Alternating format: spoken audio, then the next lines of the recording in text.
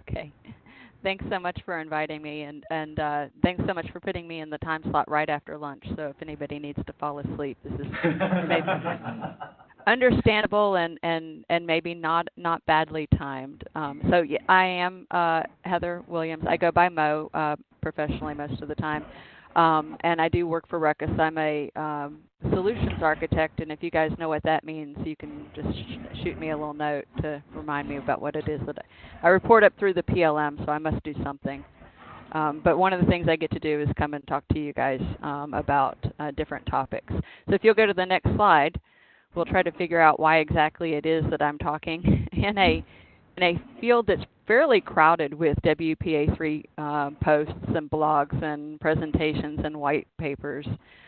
With all of that out there, and by the way, a lot of those are really quite good. So if you do just even a modicum of Googling, you will be able to run into, a lot of, some of the same old by, some bloggers who just felt like they needed to be first to market. But then some presentations out there are really quite detailed and very good. So a smarter person than me probably would have come up with a different topic. But when the Mobility Brazil Conference Committee reached out to me, I, of course, responded with the next slide.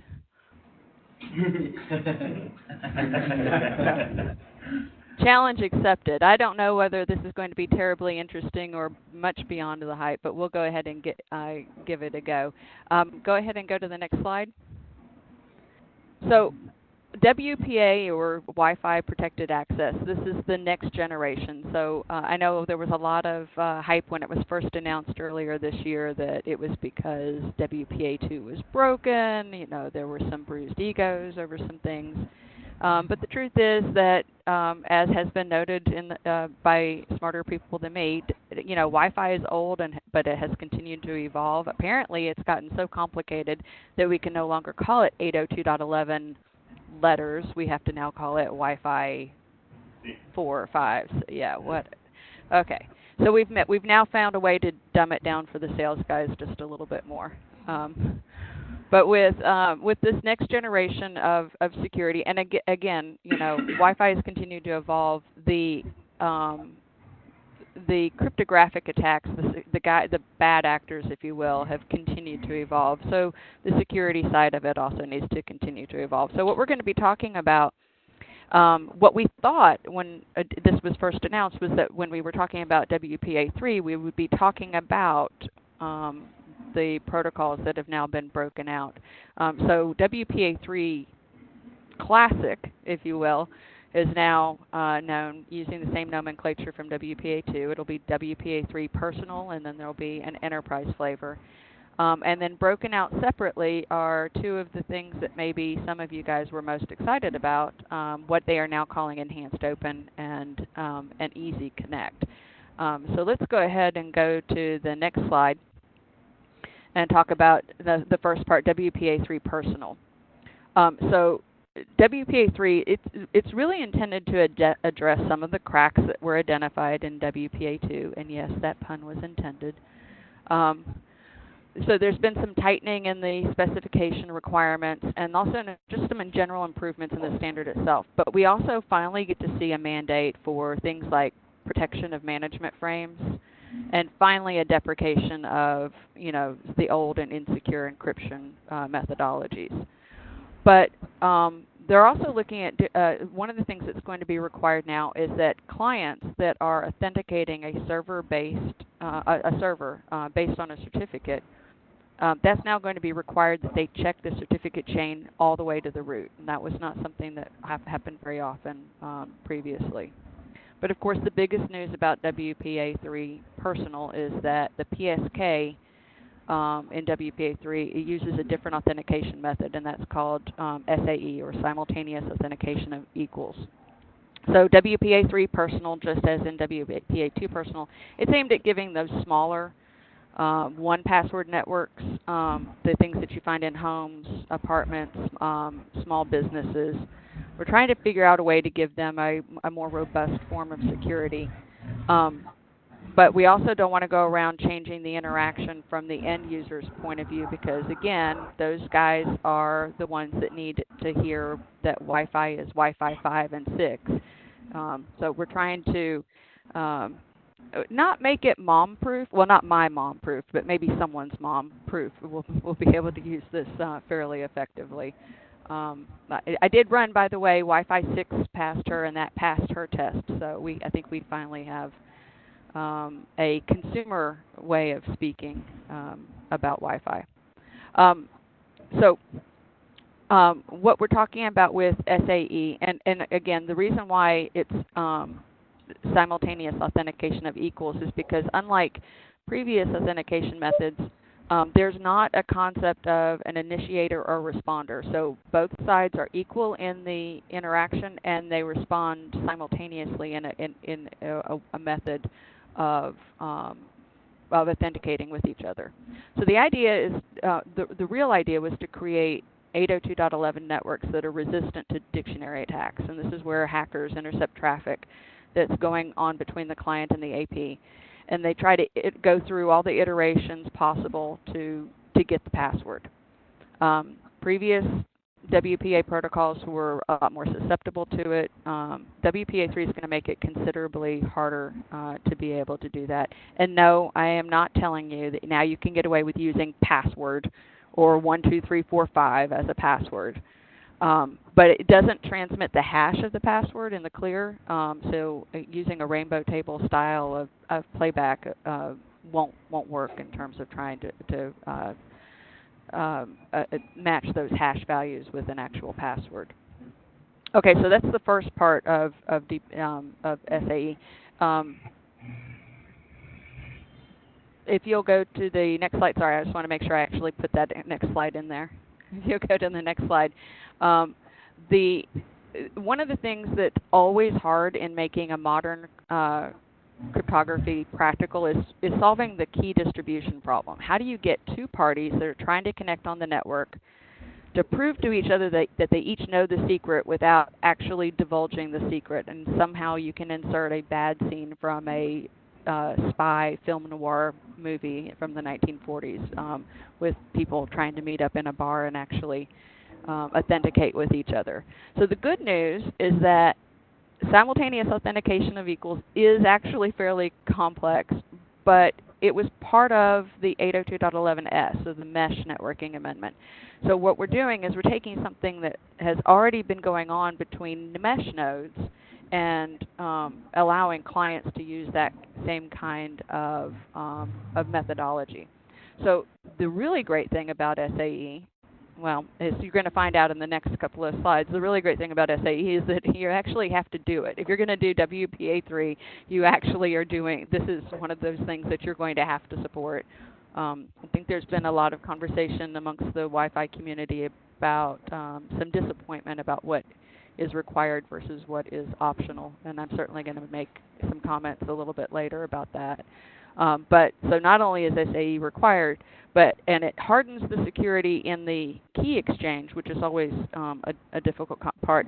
But even if there is a possibility of a password being compromised later on, the data is still protected also. And so these are some big advantages with SAE. So this one gets a thumbs up from me. Go ahead and go to the next slide, where we get to look at. Sorry, is there a question?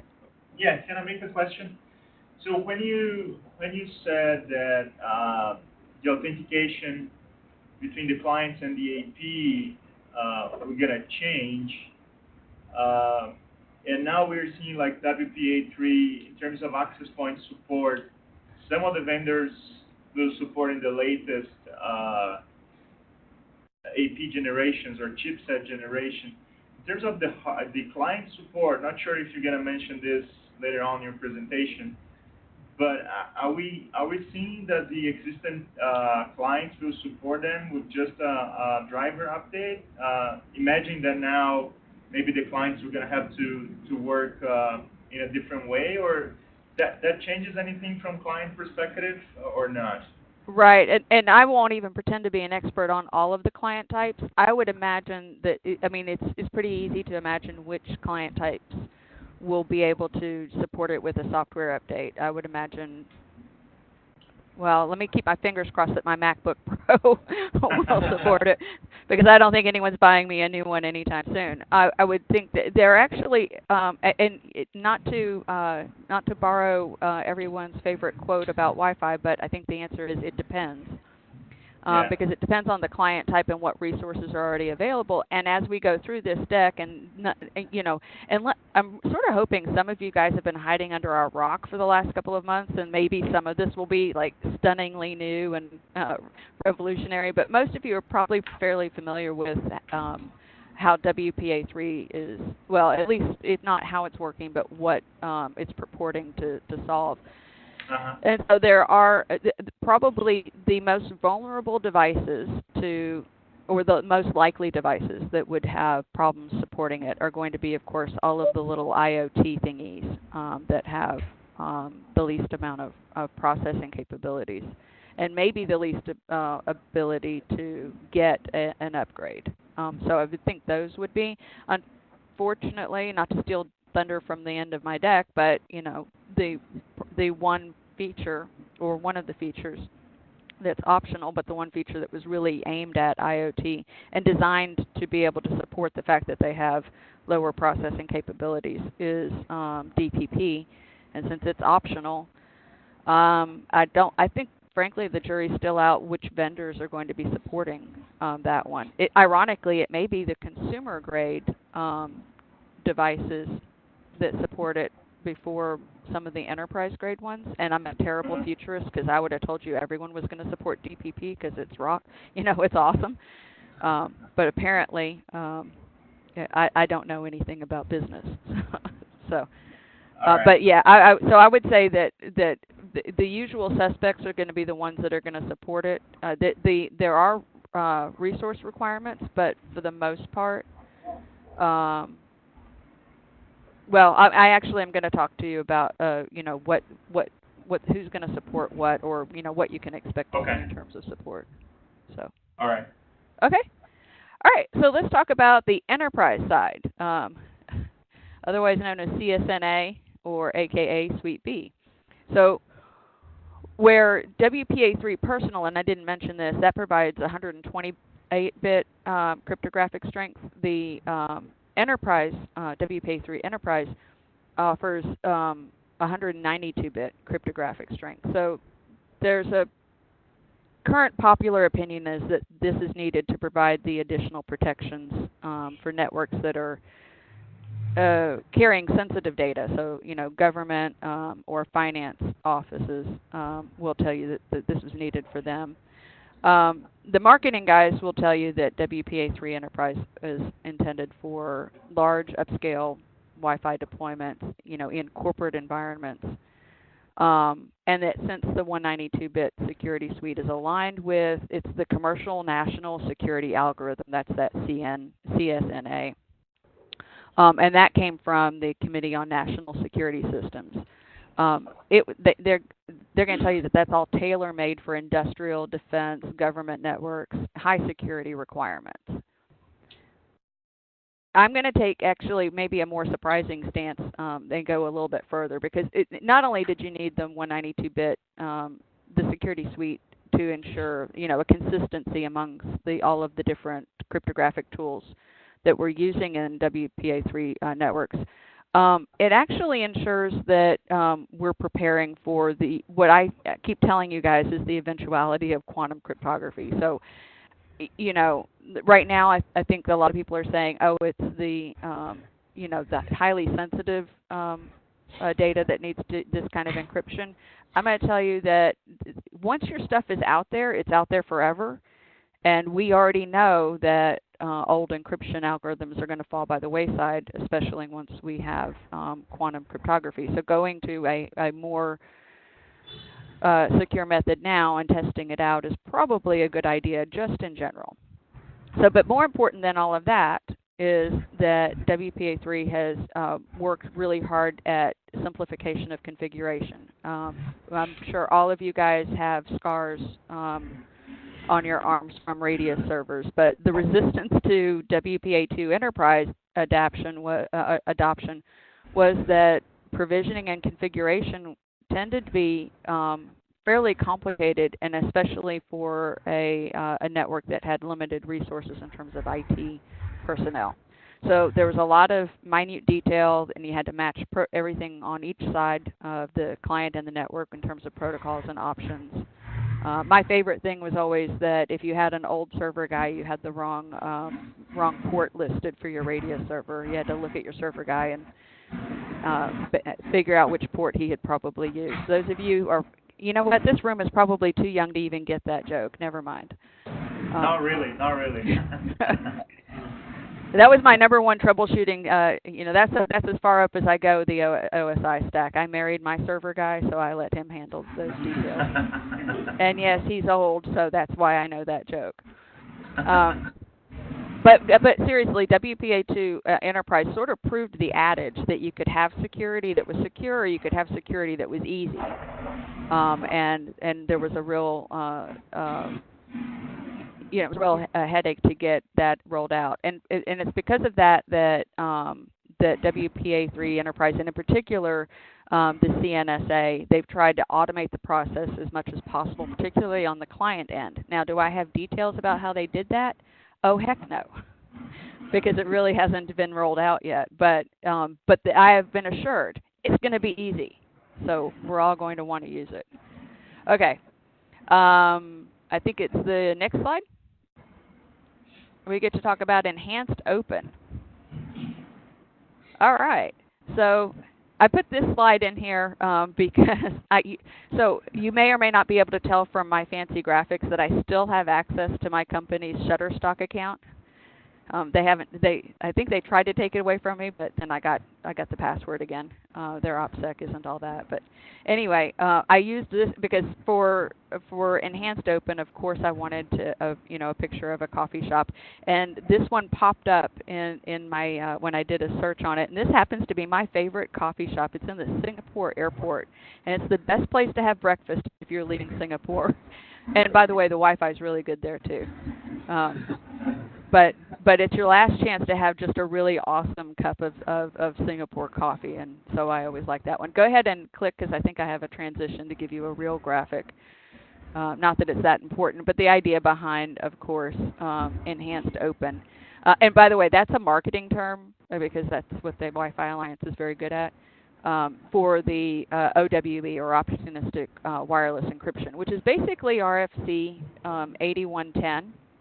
And if you read that RFC, you will notice one of my very favorite things about Wi-Fi, because throughout that RFC, all of the references to client devices use feminine pronouns, like she and hers, and the access points always use masculine pronouns, like he or his. And this is in recognition that in Wi-Fi, the client is responsible for the decision-making in the relationship. So very appropriately, it's a she. So, aside from that, the RFC actually provides it, so it has all of the technical details. The Wi-Fi Alliance hints at it when they announce enhanced open. What the Wi-Fi Alliance describes it as is that it's a certification program, which means what? Optional. Look at my face. Really thrilled about that part. So it's a certification program. It's for networks that don't have they don't want to require a user, or really the client, to authenticate, or distribution of credentials is not practical. And again, in the world of security and cryptography, the distribution of credentials is one of the hard problems to solve. So the application scenarios are pretty easy to picture. You're talking about local coffee shops, guest networks that have web portals, things like that you'd see in airports, hotels, sports arenas, things like that. So during the initial adoption phase of OWE, hopefully, this isn't a requirement of it, but hopefully the way it's going to get rolled out by vendors is that it's going to involve two SSIDs with the same network name. So one would be completely open, and it's going to be there to support legacy clients. And then the other one, so it will have the same name that's being broadcast, so it'll be transparent to the end user. That one will support OWE and to accommodate the newer or upgraded clients. So sort of like when WPA3 rolled out and we had to support mixed networks and you had to allow for TKIP before you made AES mandatory. This is sort of what I see happening with OWE, so that you would be able to support a mixed network until we got to the point where we would, at some point in the future where we're looking back and saying, and we're finally, deprecating, having open SSIDs now that OWE is the de facto way to get on. So first, let's talk about what OWE does. Then we're going to talk about how it does it, and then just one quick reminder, because I have to end every slide on a down note. We're going to talk about what it doesn't do. So right now, the most common configuration for all of those kinds of networks is just to have all of the Wi-Fi security features turned off entirely. So even if that access to that network is behind a payment portal, the traffic itself is not encrypted. Marginally better from a security standpoint, you could have of course, the network password posted on a sign, as they do in a number of places.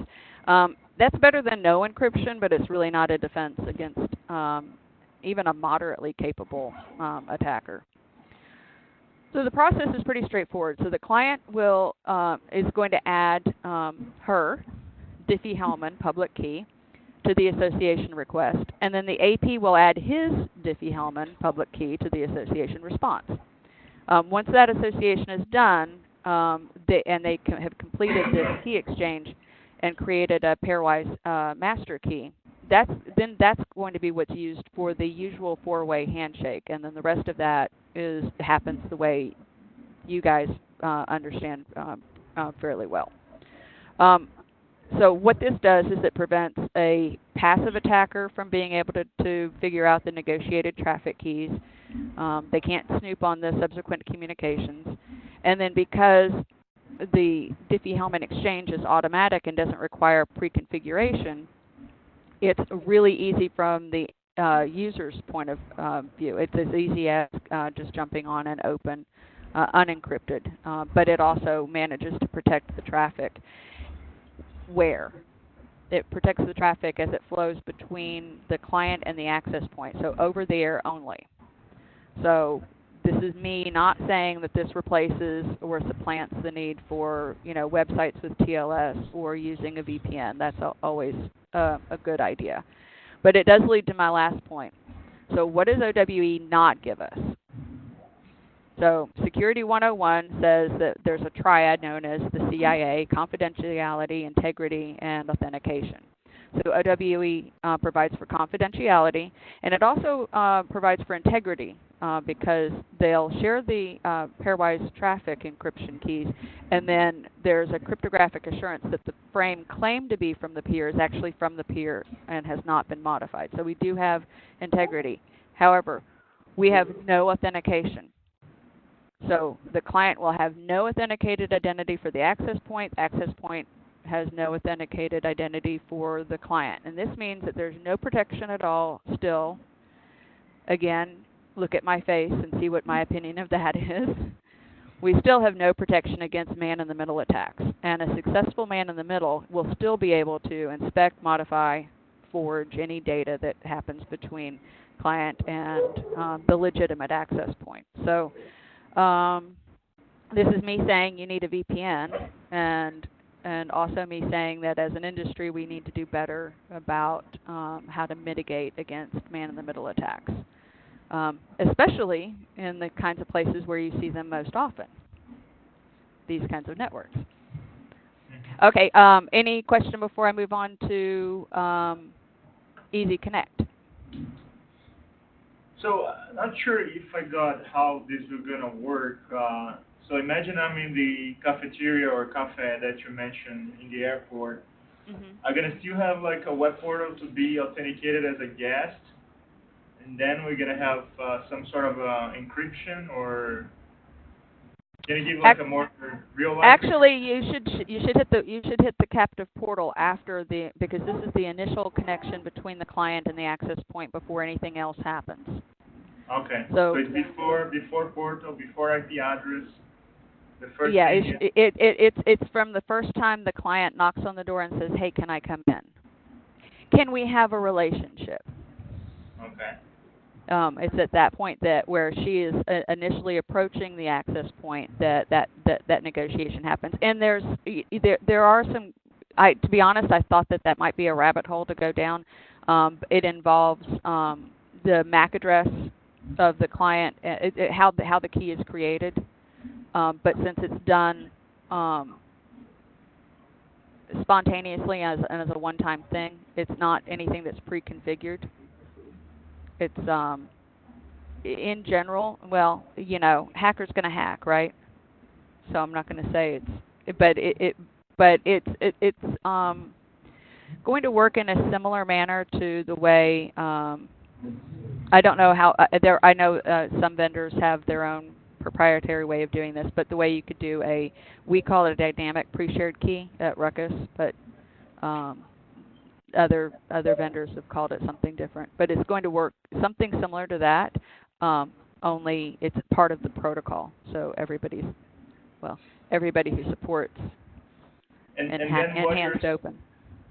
What you're saying, we're gonna probably have like you're gonna have open, and then enhanced or opportunistic wireless enhanced open, and then we still have like the 802.1x type of connection. So this is going to be like a third option, or this is going to supplant the open connection. So open connections will eventually no longer be supported, down the road once this has ubiquitous support, or it'll be the network that you run with WEP because of that one handheld device that in that one network that you still have to support. Okay.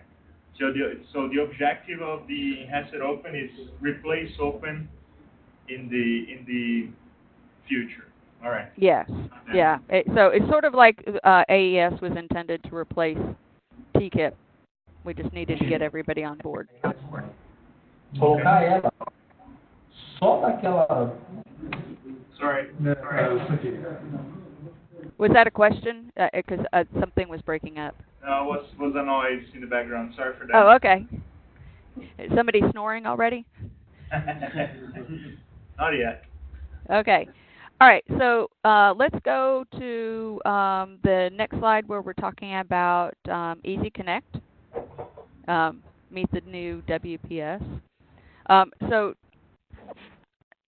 WPA2 as a protocol did not provide a good way to onboard or enroll devices, particularly if you had something that didn't have a user interface.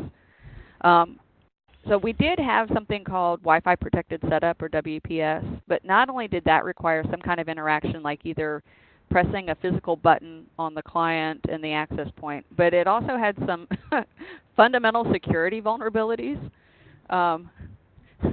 which sort of put lie to the word protected in the WPS. I don't think anybody's going to be sad to see DPP, which is Device Provisioning Protocol, supplant it entirely. So DPP the idea behind it is it's going to make provisioning devices like most of the IoT devices. So this is the section that I was talking about where IoT devices will be able to take. These are the ones that are going to be able to take most advantage of this. So the idea is to be able to onboard these into your network. So they don't have any kind of built-in user interface, and so trying to onboard them has been inherently difficult or clunky. PassPoint made an attempt at it, and that worked with varying degrees of success. So the idea is that each device is going to have a built-in public key, and then you'll have a trusted administrator who can bring it onto the network. And they're going to support at least a couple of different ways. It looks like QR codes, as much as I hate those, seem to be the winning or the one that has the most popular support right now. and quite possibly using an app that's on a smartphone. So while enhanced open, which we just talked about earlier with OWE, I will go down a little bit of a rabbit hole with the cryptography. So that supports the classic methods, which like finite field cryptography, FFC. DPP will also be able to use elliptic curve cryptography, ECC. And the advantage to the IoT devices is the savings in the processing requirements. So this is why I was saying this was particularly, while other devices would be able to use Easy Connect, you probably wouldn't go through all the trouble with the QR code if you had another option. But the elliptic curve cryptography was chosen specifically because these IoT devices, they're small, they have low power processors, and you can get the same kind of cryptographic strength with smaller keys and less processing for those end devices, which is the advantage that this gives those. If you'll go to the next slide, and I apologize for the fuzziness of the graphic. This one or next one? The next one, sorry. All right. This is a graphic that I stole from the Wi-Fi Alliance, so it's just a screenshot. But this sort of walks you through the process. So DPP creates an automated onboarding system, so that you'll have on the network side this configurator. So it's going to help you set up the enrollees or the end devices. And this will happen using either a QR code or NFC.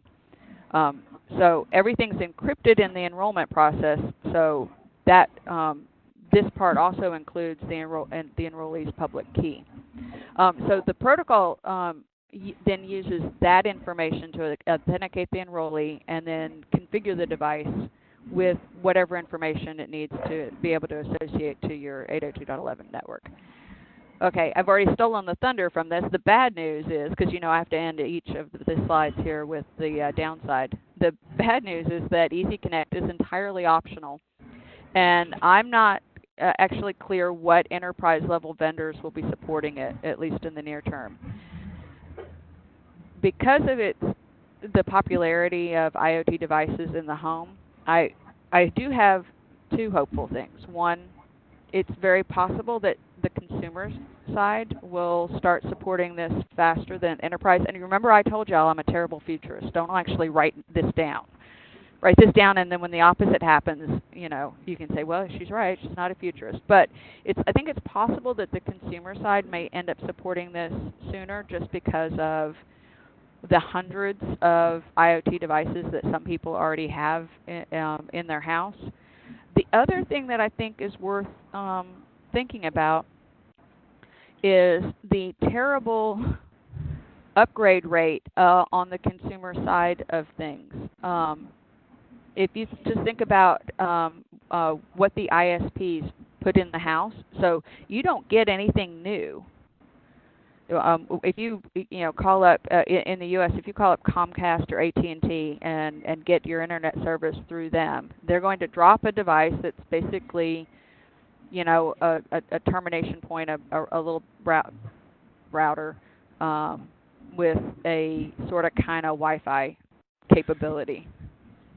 That's me being snotty, by the way, associated with this device. But when you I don't know the last time you guys looked at any of these things.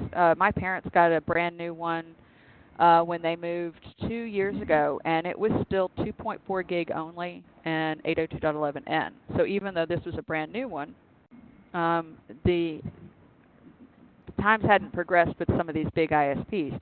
And then you don't get a new one until you change ISPs, and in a lot of places that means you physically move because there's not options in changing an ISP.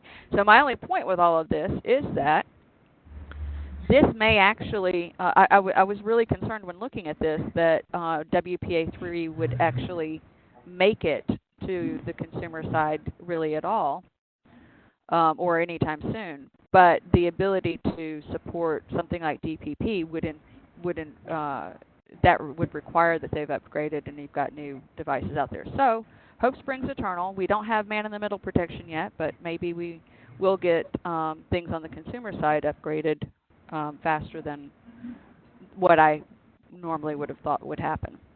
Okay, let's go to the next slide, where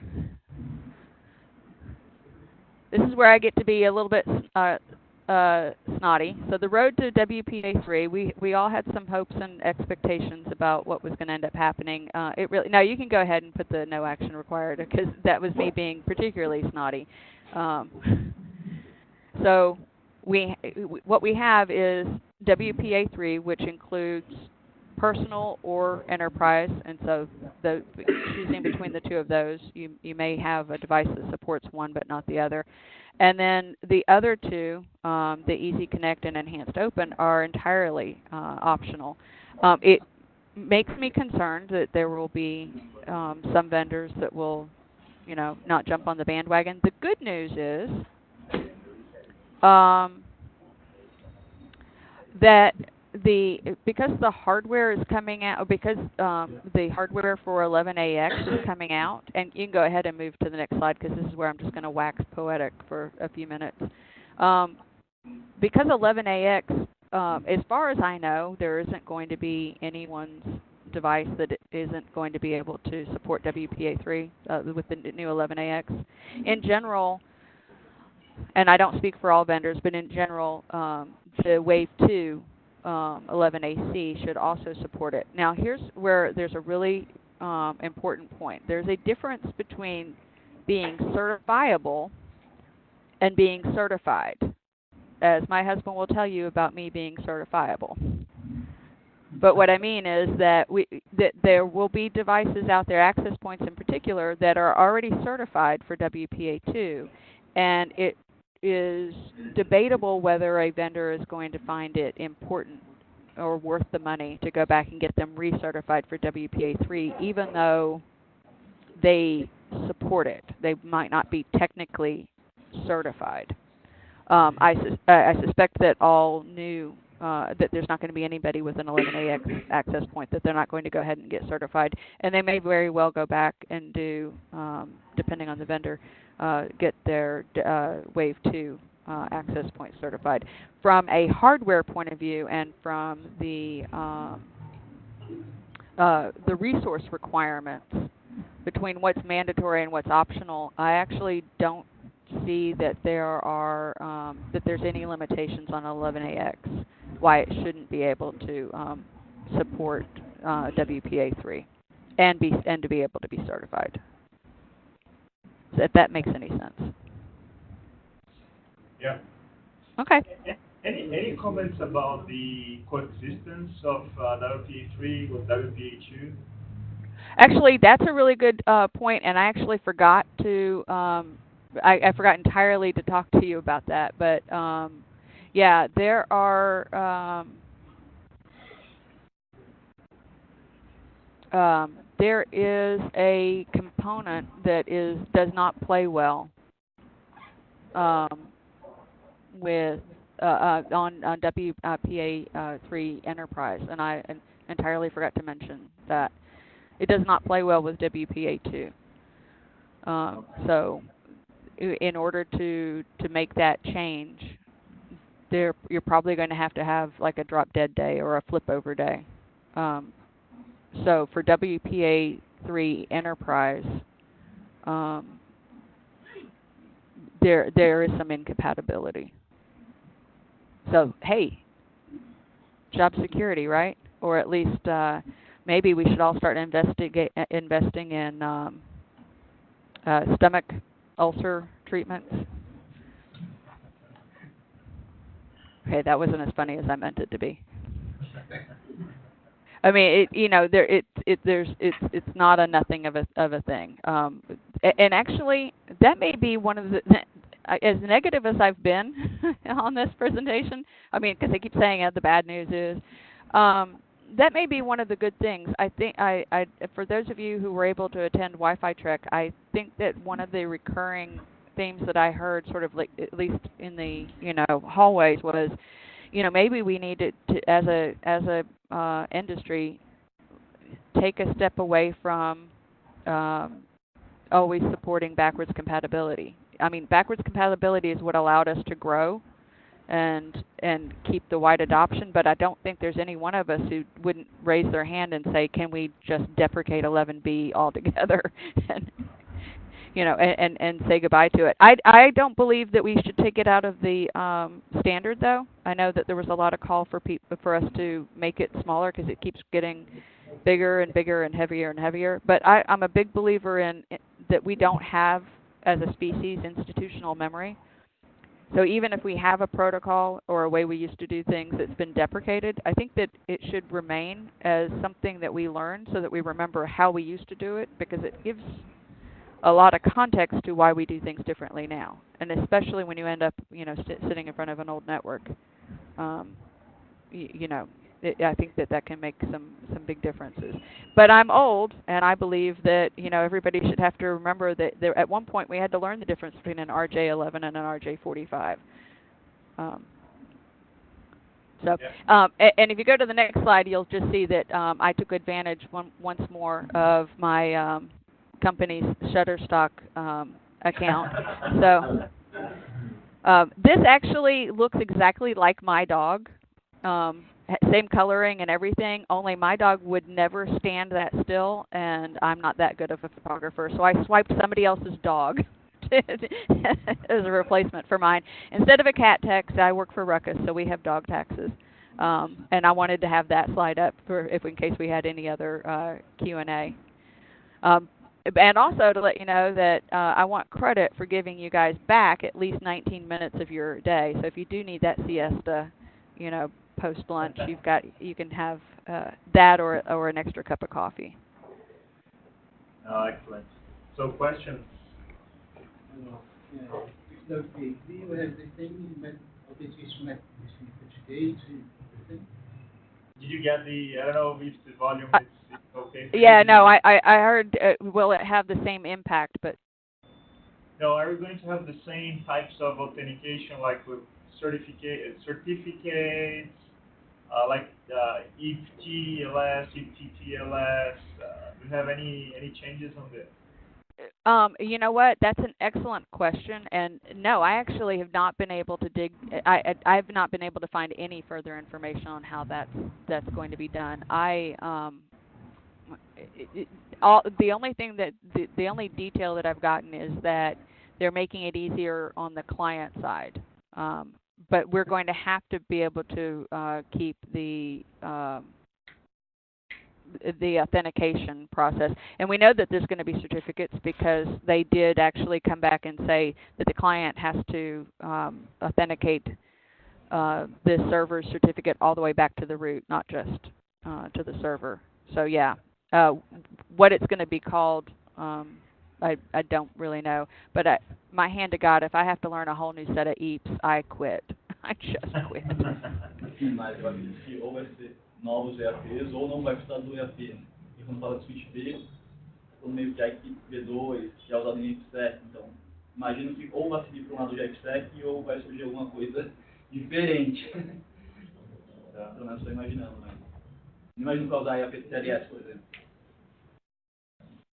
I'd like to ask you about the crack vulnerability in the There's one in every crowd, isn't there? I swear, I almost wore my.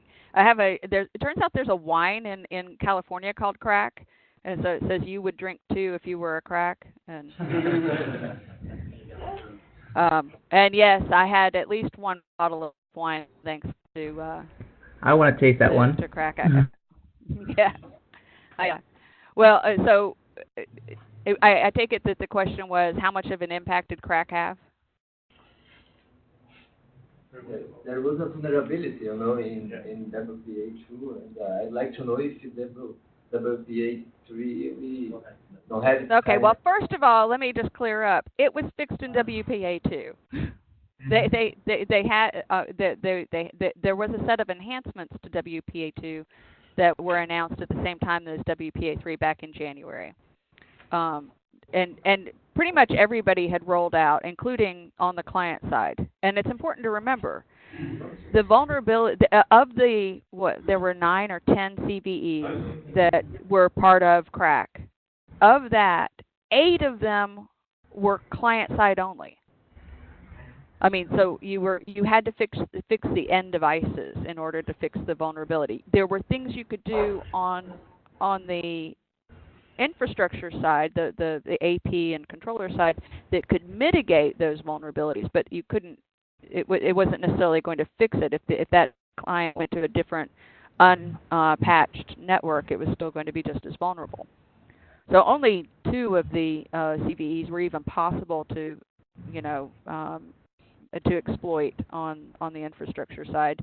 And as far as I know, everybody patched those well before the WPA2 enhancement came out. Yeah, I'm a little. Sorry, I get a little strident when about crack because when it was, I sat in on the briefing at Black Hat last year in the U.S. when it was first announced, and it was, even according to the author, and I quote, "This is of academic interest but with no real-world application," which was his stance until the world lost its ever-loving mind in October and he became famous. And then all of a sudden I'm the guy who broke WPA2. So I'm a little, if you want to know more about how I feel about it, you can look at the blog that I wrote. And it's called Keep Calm and Wi-Fi On. And I apologize if I offend anyone here, but it's called that because my marketing department wouldn't let me call it Calm Your Tits. Because I got phone calls even from my mother saying, "Is Wi-Fi broken?" And let me tell you, my least favorite thing in the world is try to explain to my mother how a bit of technology works. It don't work that way. Agreed. Yeah. Oh, you've met my mom? Yeah, she gets around. I have mine. Yeah, I used there are all those jokes about when DVD or CD disc players came in your desktop that people thought it was a cup holder. Yeah. My mom actually did. So. All right. Good to know that. And in case any of you guys are offended, she knows that I make fun of her and she's okay with it. At least I talk about her. Let me ask you another thing. You mentioned at the beginning of the presentation a little bit about management frames, security of the management frames. And this right. is one of the things that keeps bothering us these days, right? Now it's going to be required. And I actually thought that had been part of the enhancements for WPA2, but not everybody was rushing out to get that, be certified under that enhancement because WPA3 is coming out. Yeah, we had a solution before 11W was out also, but it's another thing that the whole industry, in my point of view, didn't adopt or didn't pick up. So we keep having, clients that does not support. So do you foresee, of course, if this is a mandatory thing, I guess now we're going to have finally a solution for that, right? Yes, but I would caution you about getting too excited about that, if only because of what history has told us. Because the world give me a positive feedback. Well, the world of Wi-Fi has been, we go from one amendment to the next in the hopes of mitigating poor client behavior. Yeah. It's like you poor guys, you're trying to get the girl to make the right decision. You're trying to get her to go out with the good guy. She keeps going out with the wrong guy. I mean, but every amendment, not every amendment, but periodically, we'll put in an amendment. We had the best intentions. We wanted to encourage this behavior, or we wanted to fix that bad behavior. And then Murphy's Law meets the rule of unintended consequences. So, for example, when roaming, some of the roaming enhancements first came out, you would have an access point, and again, keeping with the male-female analogy, where the client, she's roamed away and she doesn't, or she's moved away, the relationship is just not that stable, it's not that good. The access point would try to introduce her to his cousin over here, who he thinks she would have a better relationship with and have more in common. And what happened in that case, and so the idea is, hey, I can see that you have a strong signal. Go to AP2. We'll facilitate the roaming procedure. It's still the client's job to make that decision. But what you saw, at least initially, from especially the iOS devices, those my favorite, the iThingies of the world. What you saw was a typical female reaction. Oh, wait, Bob, you don't want to date me anymore? You want to introduce me to your cousin Greg? Well, I tell you what, the hell with you. And so what the Apple device would do is blacklist Bob for X amount of time. And I was never clear on whether it was 15 minutes or even longer. But what that means is if you're roaming, because you've walked in and the bar's over there, you got your drink and then you came back, well, now your Wi-Fi still sucks because she doesn't want to talk to Bob anymore, or at least not for some extended period of time. So we just keep going so then we have to tweak things and try to mitigate. And all I can tell you is that it sucks to be a guy. I mean, because trying to fix this bad behavior on the client side, we're sort of chasing our tail, but we keep doing better. We keep we're going to get there. So that's my concern with some of the enhancements that we're putting in. I don't know. We'll have to wait and see how well the clients behave. Because you know what? If the clients don't behave, you know what we're all going to hear for the next, how many years? Wi-Fi sucks here. Used to work. I don't know. What y'all do? Yeah, I love the analogy of male and female behavior. So. It's the gift that keeps on giving. I mean, I just can't find a way to break that analogy. It just keeps working. Too bad that we cannot use that because for us as guys, we're going to maybe... I know. Once again, I have a distinct advantage over you guys, although you have my permission to use it. I mean, I think if it works, it works. I'll quote you then. Yeah. Say, Mo said I could say this. Just like I tell you, my mom tells you I can make fun of her. It's okay. All right. Great. Other questions? Yep. So I think that's it. So okay. Really appreciate again your time. Thank you. It was great chatting with you guys. Yeah, no, excellent. I don't know if you have been here in Brazil before, but I have. Not only have I never been to Brazil, I've never been to South America, and I think that's a tragedy. Next time you should invite me to come down in person. All right, we'll do it. Yeah, for sure, we'll do it. All right, thank you. Okay, thanks, guys. Enjoy the rest of the show. Thanks,